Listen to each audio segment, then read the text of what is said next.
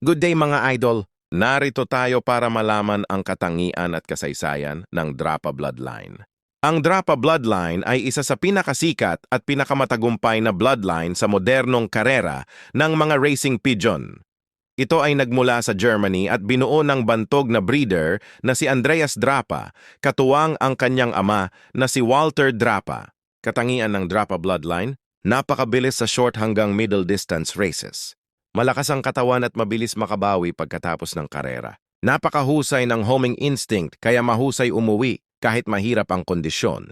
Consistent performer kaya maraming champion at ace pigeons ang nagmula sa linyang ito.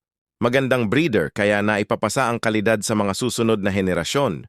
Kasaysayan, nagsimulang mag-alaga ng kalapati si Andreas Drapa noong bata pa lamang siya. Noong 1989, nagsimula siyang magkaroon ng malalaking tagumpay sa regional races. Ang pinakamalaking breakthrough ay noong 1998 nang makuha ng Drapa Loft ang German National Championship at World Championship. Simula noon, naging isa ito sa pinakakilalang pangalan sa pigeon racing sa buong mundo. Marami ring kilalang bloodlines ang isinama at pinahusay sa Drapa breeding program, kabilang ang Jansen, Koopman, Van Loon at iba pang elite European families, kaya lalo itong naging matagumpay sa pandaigdigang kompetisyon.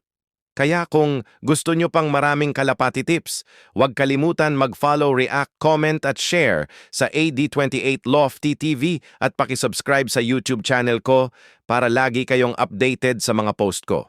Maraming salamat mga idol, ingat kayo palagi at happy flying!